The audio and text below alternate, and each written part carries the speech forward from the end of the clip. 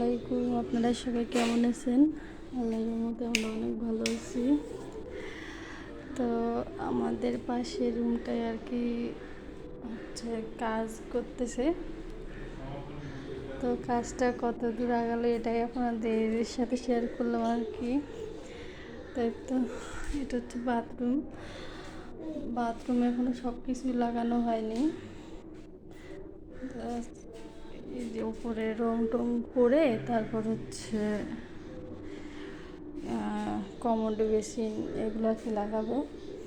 আর রুমগুলো হচ্ছে অনেক কাজে বাকি আছে, যে রং করা, ছাদ লাগানো, আর কালকে হচ্ছে যে টাইলস করার পর এগুলো হচ্ছে প্লাস্টার করে দিচ্ছে।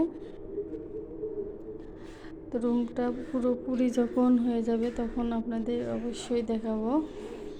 নাজাত সবাইকে হাই বলে দেওয়া। তো এই তো, আর বেসিক্যালি এই যে কাজে আমাদের পুরো বাড়ি ঘর মানে ধুলোময় হয়ে গেছে। কীরকম একটা অবস্থা, সব কিছুই জানি একবারে ধুলো, মানে ধুলোবালি আর ভালোই লাগতেছে না, কাপড় চোপড় সব কিছুই আর কি। আর বাইরেও কাজ চলতেছে, সেটা আর কি দেখাবো আপনাদেরকে।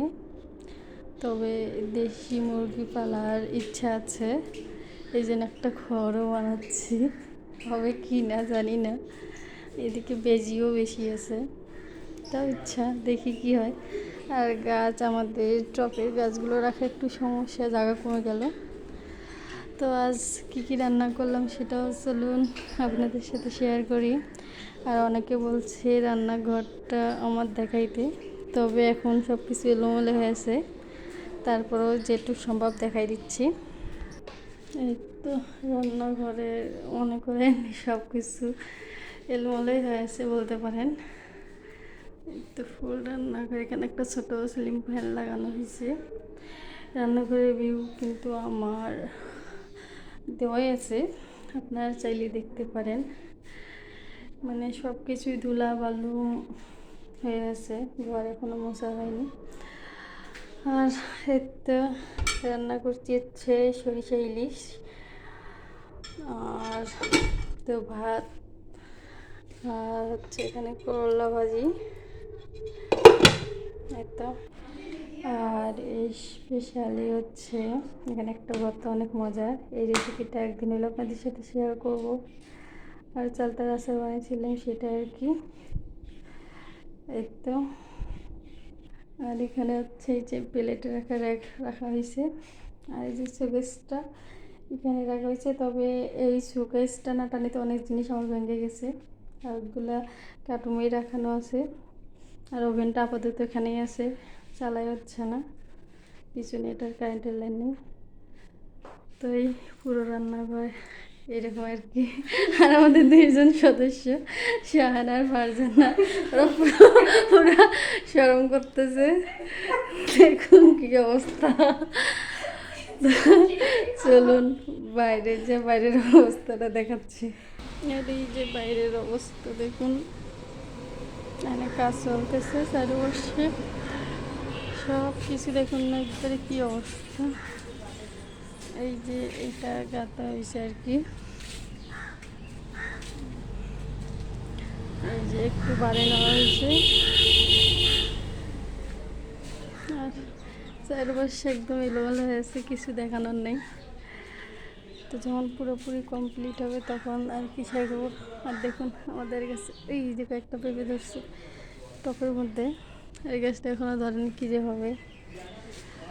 তবে একটা জিনিস ভালো, আমাদের এই লেবু গাছটা আল্লাহর মতো অনেক লেবু খাইলাম, তারপরেও ধরতেছে। হ্যাঁ, এগুলো করে পাকতেছে, আর একগুলো কি ছোটো ছোটোই দেখুন ধরতেছে।